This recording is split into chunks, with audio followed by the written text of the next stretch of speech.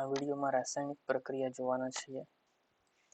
તો એમાં આલ્કોહોલ અને ફિનોલમાં કઈ રીતે રાસાયણિક પ્રક્રિયા થાય એ આપણે જોવાની છે. એમાં પહેલી જે રાસાયણિક પ્રક્રિયા આપેલી છે એમાં તો કે જે આલ્કોહોલ અને ફિનોલમાં OH ક્રિયાશીલ સમૂહ છે એમાં ઓક્સિજન અને હાઇડ્રોજન વચ્ચેથી બંધ તૂટે તો ત્યારે આપણને કઈ પ્રક્રિયા જોવા મળે, એના કારણે આપણે શું નક્કી કરી શકીએ એ આ વિડીયોમાં જોવાના છીએ.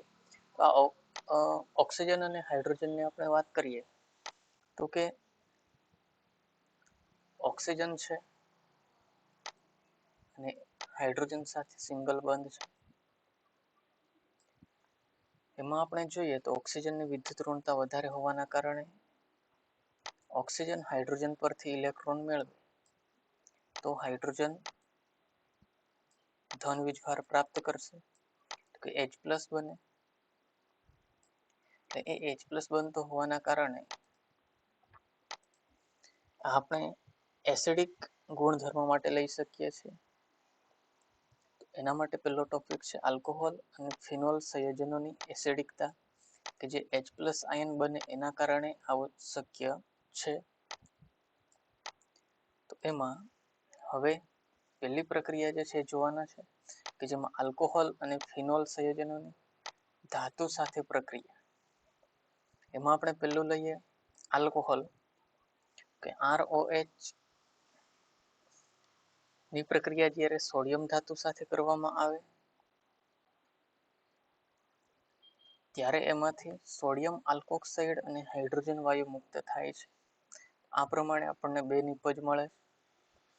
તો હવે એ પ્રક્રિયા કઈ રીતે થાય તો એમાં 2 મોલ આલ્કોહોલ માંથી 2 મોલ સોડિયમ આલ્કોક્સાઇડ બને, એના માટે 2 મોલ સોડિયમની જરૂર પડે. તો એ કઈ રીતે થાય એ આપણે પ્રક્રિયાથી જોઈએ. હવે એમાં જોઈએ તો આલ્કોહોલ છે, તો આલ્કોહોલમાં શું થાય કે ઓક્સિજનની વિદ્યુત ઋણતા વધારે હોવાના કારણે હાઇડ્રોજન પરથી એક ઇલેક્ટ્રોન જે છે એ ઓક્સિજન મેળવે તો હાઇડ્રોજન ધન વીજભાર પ્રાપ્ત કરશે, એટલે આપણે +1 લખી શકીએ.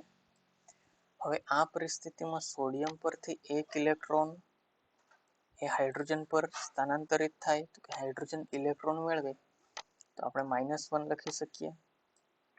અને આ પ્રમાણે હાઇડ્રોજન પર વીજભાર કેવો થઈ જશે 0.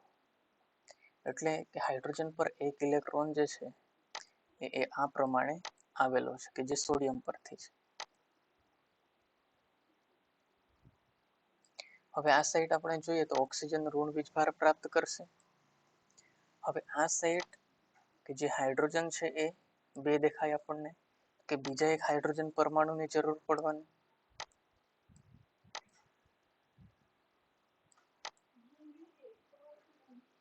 હવે આપણે જોઈએ આ બીજા હાઇડ્રોજન પરમાણુ માટે આ સાઈડ આલ્કોહોલ 2 મોલ લેવું પડશે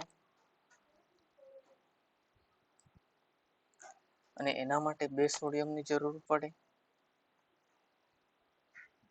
અને આ પ્રમાણે આપણને હાઇડ્રોજન વાયુ મળે. તો આ સાઈડ RO વાળો ભાગ 2 છે, તો આ સાઈડ 2 લખવા પડે. હવે આપણે જોઈએ સોડિયમ 2 લખાય તો આ સાઈડ 2 સોડિયમ, તો આ પ્રમાણે પ્રક્રિયા સંતુલિત કરી શકીએ છીએ. આ પ્રમાણે આલ્કોહોલની સોડિયમ ધાતુ સાથેની પ્રક્રિયાથી આપણને સોડિયમ આલ્કોક્સાઇડ અને હાઇડ્રોજન વાયુ મળે છે. તો વાક્યને આપણે આ પ્રમાણે લખી શકીએ કે આલ્કોહોલ અને ફિનોલ સંયોજનો સક્રિય ધાતુઓ જેવી કે સોડિયમ, પોટેશિયમ અને એલ્યુમિનિયમ સાથે આલ્કોક્સાઇડ અને ફિનોક્સાઇડ સંયોજનો તેમજ હાઇડ્રોજન વાયુ નિપજ તરીકે આપે છે. એવું એક બીજું ઉદાહરણ છે જેમાં તૃતીયક બ્યુટાઇલ આલ્કોક્સાઇડ ની પ્રક્રિયા એલ્યુમિનિયમ સાથે કરવામાં આવે તો પ્રક્રિયા કઈ રીતે થશે. આ ભાગમાંથી આપણને ખબર છે H+ બને, આ સાઈડ એલ્યુમિનિયમ જે છે એ Al3+ આયન બનાવશે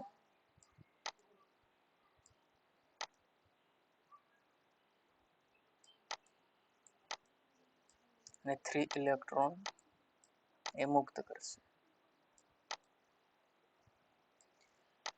હવે આ 3 ઇલેક્ટ્રોન કે જે આ હાઇડ્રોજન પર આવવાના છે, આ સાઈડ આપણે 3 વખત તૃતીયક બ્યુટાઇલ આલ્કોહોલ લેવું પડે, પણ આ 3 હાઇડ્રોજનને આપણે આ સાઈડ દર્શાવીએ કે આ 1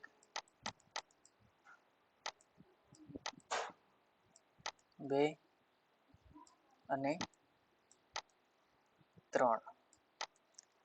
હવે એમાંથી 2 હાઇડ્રોજન પરમાણુ ભેગા થઈને એક H2 બનાવશે, પણ આ ભાગમાં હજુ આ એકલો જ પરમાણુ છે, તો એના માટે આપણે બેકી સંખ્યા પર જવું પડે. તો આ સાઈડ ગુણ્યા 2 કરીએ તો ટોટલ 6 ઇલેક્ટ્રોન થવાના. તો 6 ઇલેક્ટ્રોન માટે આ સાઈડ જોઈએ 6H+ ની જરૂર પડશે.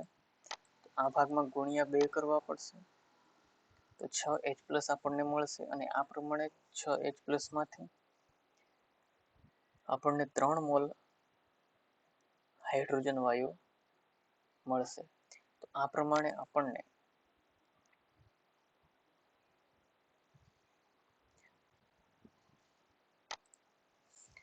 એલ્યુમિનિયમ તૃતીયક બ્યુટોક્સાઇડ મળે છે, કે જે પ્રક્રિયા સંતુલિત કરીએ તો આ પ્રમાણે 2 મોલ એલ્યુમિનિયમમાંથી આપણને 3 મોલ હાઇડ્રોજન વાયુ, 6 મોલ તૃતીયક બ્યુટાઇલ આલ્કોહોલ અને એમાંથી આપણને 2 મોલ તૃતીયક બ્યુટોક્સાઇડ મળે છે. આગળ જોઈએ તો ફિનોલની પ્રક્રિયા સોડિયમ સાથે કરીએ તો એમાંથી આપણને સોડિયમ ફિનોક્સાઇડ મળશે. આ ભાગમાંથી કટ થઈ આપણને બેન્ઝીન ઉપર ONA વિસ્થાપિત થતું જોવા મળશે અને હાઇડ્રોજન વાયુ મુક્ત થશે. તો કે આ સાઈડ જોઈએ 2 હાઇડ્રોજન, આ સાઈડ 1 હાઇડ્રોજન, તો 2 લખવા પડશે. તો હવે ફિનોલ 2 થઈ ગયું, તો આ સાઈડ 2 થઈ ગયા. સોડિયમ 2 થઈ ગયા, તો આ સાઈડ 2 સોડિયમ.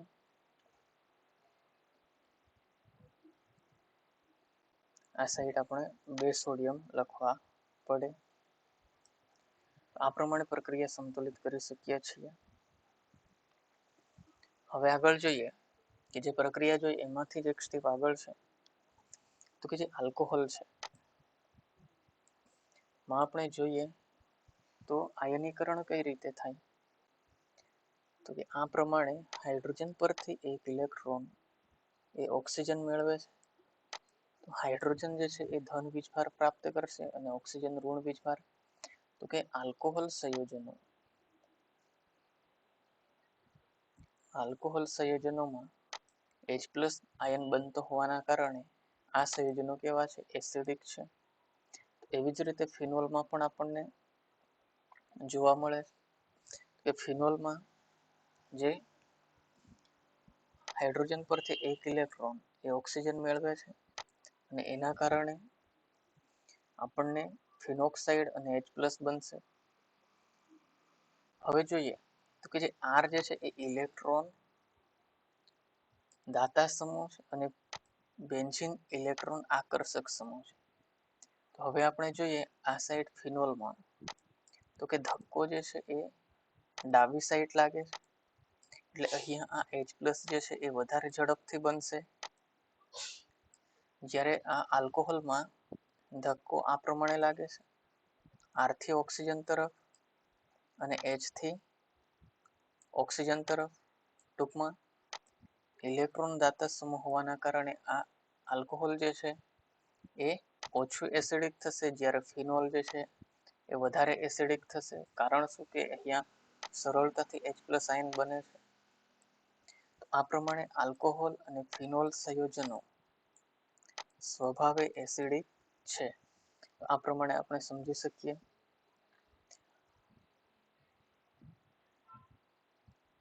આ સિવાય એક બીજી પ્રક્રિયા આપેલી છે, તો કે ફિનોલ સંયોજનો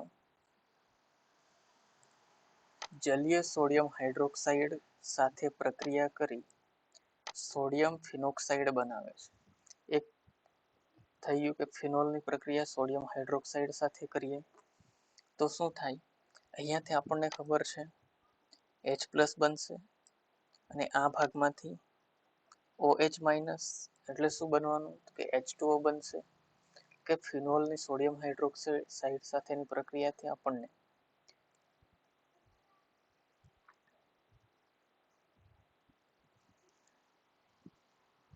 આ પ્રમાણે પાણી બનતું જોવા મળશે. અને બાકીનો ભાગ જે છે આ સોડિયમ વાળો ભાગ છે. તો એને આપણે ફિનોલના ઓક્સિજન પર મૂકી શકીએ. તો આ પ્રમાણે આપણને સોડિયમ ફિનોક્સાઇડ નિપજ મળે છે. હવે એમાં જોઈએ તો કે હાઇડ્રોક્સાઇડ જે છે એ બેઝ છે, H2O એટલે પાણી છે, અને સોડિયમ ફિનોક્સાઇડ એક ક્ષાર છે. તો હવે આપણે જોઈ શકીએ તો કે બેઝ, ક્ષાર અને પાણી, એટલે કે ક્ષાર અને પાણી આપણને ક્યારે મળતું હોય તો જ્યારે એસિડ અને બેઝની પ્રક્રિયા થાય ત્યારે. તો એ રીતે આપણે જોઈએ તો કે જે ફિનોલ જે છે એ એસિડ હોવું જોઈએ કે જેની આ બેઝ સાથે પ્રક્રિયા થઈ આપણને ક્ષાર અને પાણી મળે છે. તો આ પ્રમાણે આલ્કોહોલ અને ફિનોલ સંયોજનો એસિડિક છે એ આપણે નક્કી કરી શકીએ છીએ.